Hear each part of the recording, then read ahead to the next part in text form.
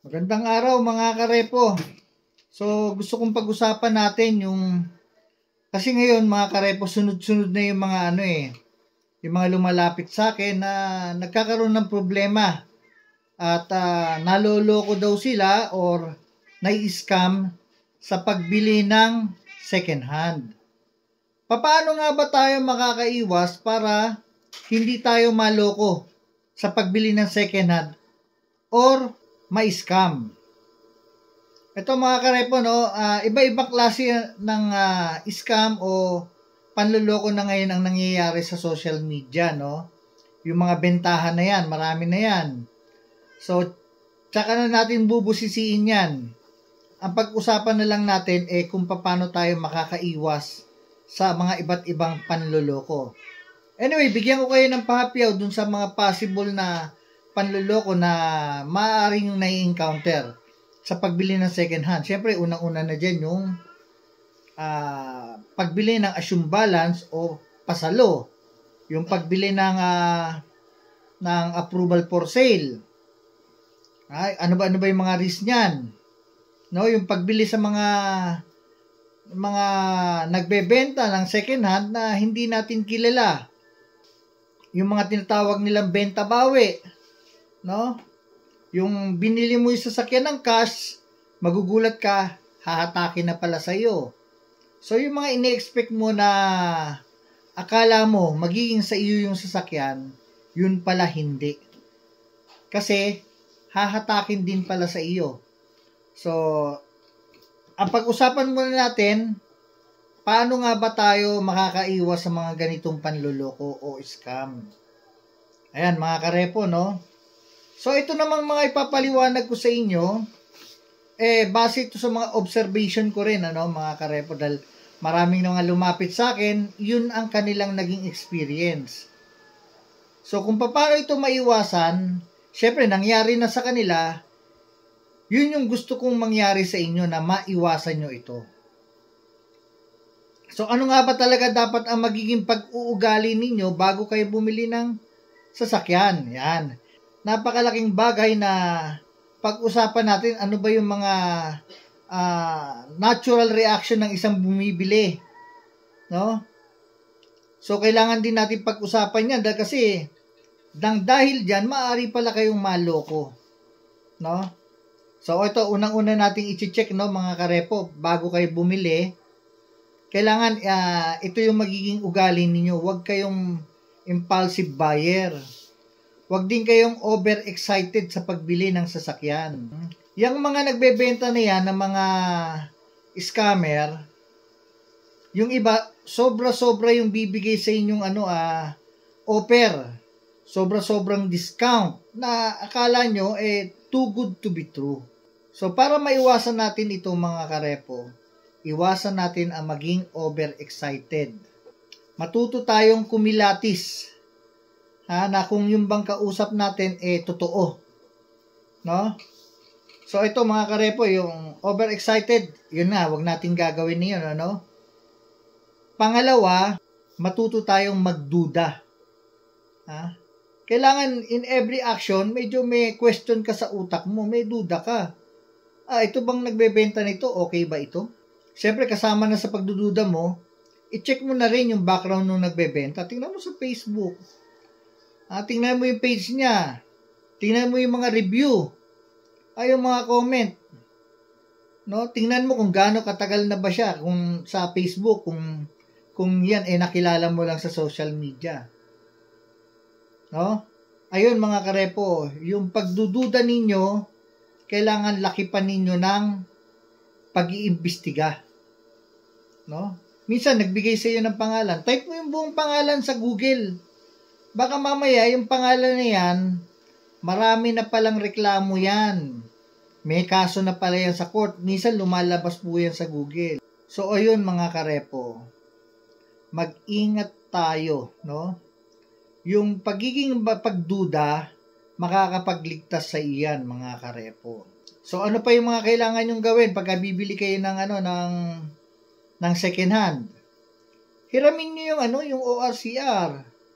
Baka mamaya niyan yung ORCR, i-check nyo na lang din Kung di kayo marunong tumingin, tingnan nyo sa mga YouTube, may mga guide dyan kung paano tumingin ng original papers. Kasi minsan magugulat ka, bibilin mo, kasi ito yung OR, ito yung CR. Pag-check mo dun sa CR, ito yung MB file number. Pag-check mo dun sa OR, meron din kasi naka-attach dun na MB file number, magkaiba pala. So, syempre mga karepo, ano yun yan, peki na yung documents noon. So, pagka ganun na amoy nyo na parang peki na yung mga dokumento, exit na, atras na kayo. Tapos, wag kayong papayag, mga karepo, na advance payment. Hingan kayo ng advance payment, wag kayong pumayag ng ganun. Tapos, wag din kayo papayag na, iwan ko na sa iyo sasakyan. Tupalo na lang yung mga documents. Naku, ang dami nabibiktima dyan, mga karepo. Lalo na, minsan yung transaction sa gabi, ang dami kong kausap niyan, diniliver ng gabi, ay, nakalimutan namin dokumento, ganito na lang muna yung bayad ng imbis na yan, ang bibili yung Hilux sa amin ay 800,000, 750 po muna, babalik naman namin sa yung mga dokumentong kailangan mo. Naku, mga karepo, ang daming ganyan, yung tupalo documents. So, ano pa yung mga kailangan nyo i-check? Yung iba kasi sabi nila, basta mabigyan lang daw sila ng dokumento, merong ID, kontento na. So, eto, sige. Minsan, mahirapan tayo na ma-validate pa yung mga ID, halimbawa lang. Itong ituturo ko sa inyo, ito yung isa sa pinaka-importante. May mga nakausap na rin po akong mga buy and seller. Kahit sila nalulusutan ng ganito, nagugulat sila, bumibili sila ng sakyan, ibebenta, na i-transfer pa sa pangalan ng bumili. Ang problema, yung palang sasakyan na yun, hahatakin ng bangko. So, kung alam nila, original yung mga documents from LTO, papaano sila nalusutan. Ayan mga batikang batikang ahente na to. Siyempre, ito, nakakausap ko itong mga ito Ngayon, may pagkakataon din, humingi ng tulong sa akin na, siyempre, ito, buyer in good faith itong ahente na ito, siya yung hinahabol nung bumili, kakasuhan siya, so, ang plano niya, binalik yung pera. Tapos yung sasakyan, binalik naman namin sa bangko. Pero yung nabili niya, nakita niya lang din sa social media. Akala niya, enough na yung kanyang pag-iimbestiga, yung kanyang pag-check sa LTO na ito pala walang encumbrance, pero nalusutan siya. So mamaya pag-usapan natin yon. So ayun mga karepo, ito yung isang bagay na kailangan nating malaman na ano pa pala mga karepo, meron din akong tawag mula sa isang grupo ng mga repo man, hinahatak nila yung sasakyan. Bangko, nakaloan sa bangko. Ngayon, hindi nila mahatak kasi itong sasakyan din pala, nakaloan din sa isang financing. So, biruin mo may utang sa bangko, na-loan sa isang financing. Yung encumbered na itong bangko, nawala. Ang nangyari ngayon, naka-encumbered siya sa isang financing. So, ibig sabihin mga karepo, dun sa mga documentation, nakakalusot. Kasi ang original na ORCR niyan, nasa bangko. So, paano nangyari na itong galing sa bangko, na-loan pa uli ng ibang tao at na-transfer sa pangalan niya. So, hindi nahatak nitong bangko kasi nga, tumawag ng abogado. So, dahil naka-encumbered sa financing, itinawag din sa financing. So, ang advice ng financing, wag nung ibigay. So, itong bangko, kailangan mag-file ng demanda against dun sa original na first owner. Pag ito lumabas ang court order nito na meron itong writ of replevin, kahit anong tanggi nito na na-loan nga niya yan sa ibang financing, mahahatak to. So, magkakaroon ng medyo malawak na problema dahil may involved dito, pati ang LTO doon sa kanilang, kasi paano ito na ipatransfer sa pangalan ng bagong bumili. So, ayun mga karepo, pag-usapan din natin yan, babanggitin ko mamaya kung bakit, kung paano nakalusot. Kung paano nakalusot na i-transfer pa. So dito muna tayo mga karepo. Itong isa na ito mga karepo, ang isa pinaka-importante. Kailangan nyo rin pong car history. So ano ba itong car history? Kasi mga karepo, kailangan medyo mag-ingat tayo sa pagbili, wag basta-basta. So, sinabi ni seller, sir, ito Toyota Vios, binebenta ko. Mura lang, 400,000. Hiramin mo yung ORCR bago mo bayaran. O kaya pasirox mo, picturean mo. Alamin mo muna kung saang kasa yan nanggaling. O, halimbawa, nanggaling yan sa kasa sa Caloocan. Punta ka ng Caloocan. Pakita mo yung ORCR. Tapos sabihin mo, ito po kasing sasakyan na ito, binebenta sa akin. Ano po bang history nito? Ito po ba naka-loan sa bangko? So kung yan, makita nung taga-kasa na naka-loan pala sa bangko, sasabihin sa'yo, sir, naka-loan yan sa ganitong bangko. So ang gagawin mo naman, syempre naka-loan sa bangko, magduda ka na.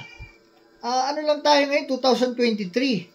Pero bakit binebenta sa'yo ng 400,000? So, ibig sabihin, kung yan, naka-loan sa bangko, 2023, matatapos yan, more or less, nasa 2028. So, yun, duda ka na doon. Takbo ka na doon sa bangko. Tanong mo kung ito ba pay off. Tanong mo kung ito ba nabayaran. Kasi minsan, ang bangko naman, magbibigay din sa inyo ng info Kasi sasabihin nyo, binibili nyo, magkakaroon pa nga ng interest ang bangko sa inyo. Paano nyo bibili niyan? Utang pa sa amin, hindi nga nababayaran yan. Yun, dun kayo magkakaroon ng idea. Biruin mo. Kahit itong financing company, nalusutan siya. How much more ikaw pa, na isang individual na hindi mo talaga alam ang kalakaran sa bilihan ng mga sasakyan. Ang daming magagaling na ngayon. Bili mo, financing naipaloan sa kanila. Siyempre, malulugi rin tong financing na to dahil hatakin ni bangko yan paano nakalusot, di ba? So, ayun, doon na tayo ngayon kung paano nakalusot. No? So, upon checking, yun palang history dun sa LTO, nakapagpasa po pala ng nakapagpasa ng certificate of full payment. Ibig sabihin, hindi pa talaga bayad yung sasakyan, pero itong nag-apply para dun sa change ownership, nakapagpasa ng certificate of full payment.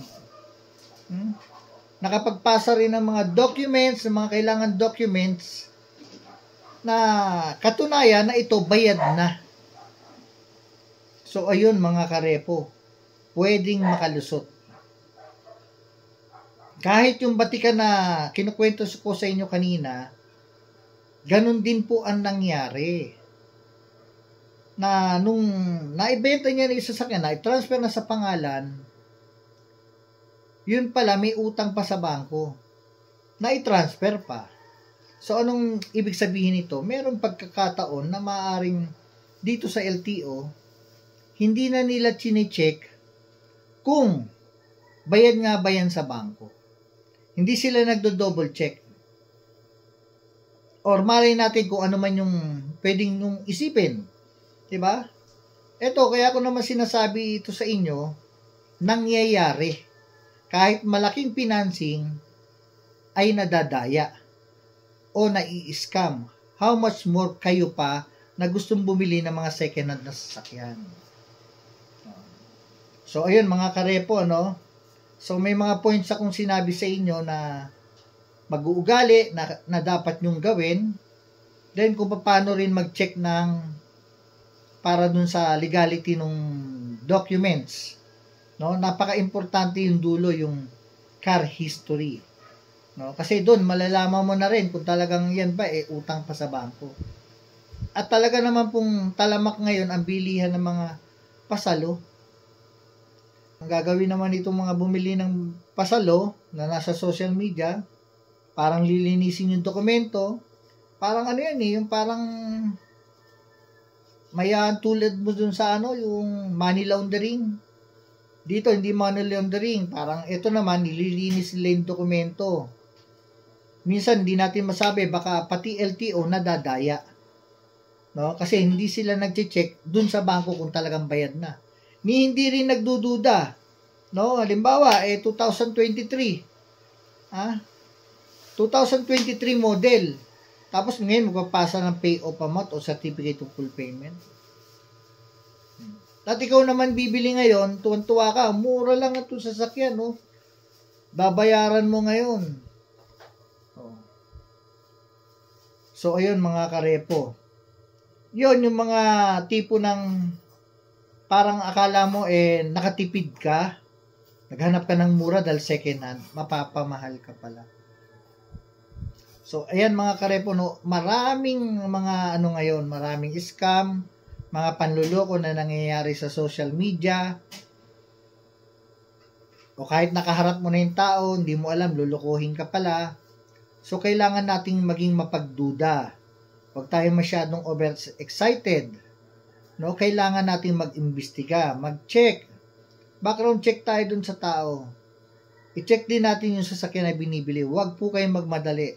Ngayon, kung siya ang aatras, yung nagbebenta, dahil sa gusto mong proseso na gagawin mo para i-double check yung sasakyan, mas maigi. At least kesa naman mabiktima ka na maloko ka. Pag-usapan natin sa susunod yung mga paano nga ba naluloko yung ibang mga natin sa pagbili ng sasakyan. Kasi dami ko ng follower, mga karepo, totoo lang. Kinukwento nila kung paano sila naloko, paano sila na-scam. Tinitingnan ko yung social media kung meron mga nagkukwento ng gano'n na kung paano sila naloloko, parang wala akong nakikita.